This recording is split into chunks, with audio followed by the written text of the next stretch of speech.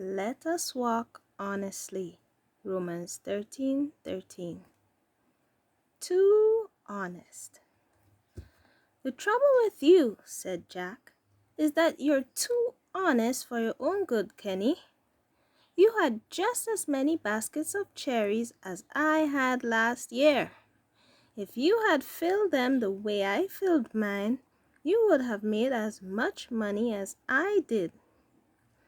Kenny watched as Jack filled his baskets, little cherries on the bottom, big ones on the top. Yes, I guess I should have done it your way, he said, but it didn't seem quite honest. No one wanted to buy my basket of little cherries even at a lower price. I ended up giving them to Aunt May. She made jelly with them. See, that's what I'm saying, said Jack. You're too honest for your own good. Look at all the money you lost. You didn't even sell your little ones. You can sell them all if people think the whole basket is filled with big cherries. You don't have to say they are all big. Just don't say anything. They will go away happy. You never see them anyway. You never see them again anyway. As he walked back to his uncle's farm, Kenny thought about what Jack had said. When he reached his cherry tree, he stood there, looking at it for a while. He remembered how happy he had been when his uncle had given him this one tree for his own and said he could have his own roadside stand. But he remembered the rest too. After all the trouble he had taken to sort out his cherries, nobody bought the little ones when the baskets of big ones were gone. I suppose Jack is right, he said to himself. It would be better to put the little cherries on the bottom as long as I don't say they are all big. That way I won't have any cherries left over and will get a good price for every basket. It takes me just as long to pick little cherries as big ones. The next day, Kenny started to pick his cherries. He worked alone, so it took 2 days to do all the picking.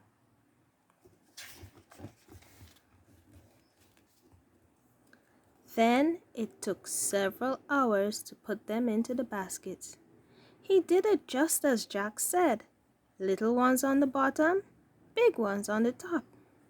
But he wasn't whistling as he usually did, because somehow he didn't feel so good about what he was doing. When Kenny had finished filling the last basket, it was time for dinner. Well, said Aunt May, as Kenny came into the house, I hope you'll sell all your cherries this year. So do I, said Kenny. Jack opened his stand yesterday. He said he's selling to lots of strangers this year. I'm not surprised, said Aunt May. I'm sure the people who bought from him last year wouldn't come back for more this year. Kenny looked at his Aunt May in surprise. What do you mean, Aunt May? He asked. You told me yourself how he fills his baskets, said Aunt May. He makes people think they are getting big cherries when the baskets are half full of little ones. Who would come back for more of that kind of cherries? But Jack says a lot of people do that, said Kenny.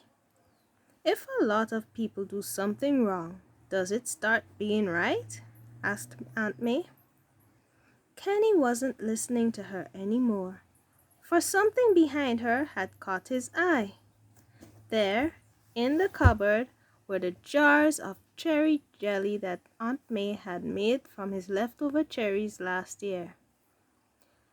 That's the reward I got for being so honest, he said to himself. Jack was right. I was too honest for my own good. I'll come out better this year since I sorted my cherries the way he did.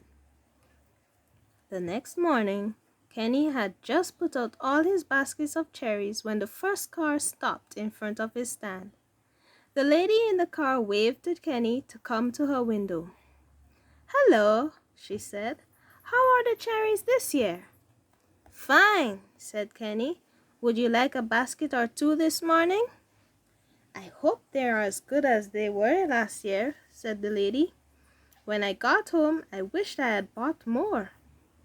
Kenny could feel his face getting red as the lady talked on.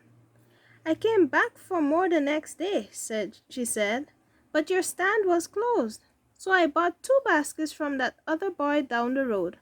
My, what a difference! Never again." Kenny did not know what to say, so he didn't say anything. But the lady went right on talking. "Well, I'm in a hurry this morning. I don't have to get out to look at your cherries. I know they'll be good. Bring me 2 baskets, please." Kenny hurried back to the stand. He poured out all the cherries out of 2 of the baskets, hoping that the lady couldn't see what he was doing. Then he quickly filled them with the big cherries off the tops of the other baskets. The lady looked very pleased when he handed her the baskets through the window. "My, what beautiful cherries," she said as she paid him. As soon as she had gone, Kenny poured the cherries out of all the baskets. He started sorting them over again. Big cherries in these baskets, little ones in those. He would have to make new price signs, but that wouldn't take long. Suddenly, he started whistling. A little while later, Kenny was still busy sorting the cherries when he heard footsteps. Aunt May was coming with a big box in her arms. "Why, Kenny," she said, "I thought you had finished filling your baskets yesterday." "I thought so too," said Kenny, "but I just realized that I hadn't done a very good job, so I'm doing it over." "I see," said Aunt May. "Well, here, Kenny, I brought you a surprise. These are the jars of jelly that I made out of your leftover cherries last year. They are yours to sell. The money you get from them will be more than what you would have gotten for the little cherries, even if you had sold them." Kenny stared in surprise at the jars of jelly his aunt was setting out on the stand.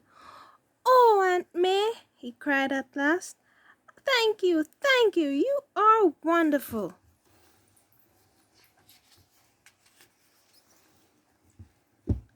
Aunt May smiled. "I think you are pretty special too, Kenny," she said, "and I hope you'll always remember something.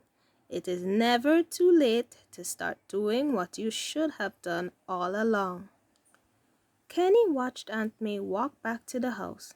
"I wonder," he said to himself, "I wonder if she knew."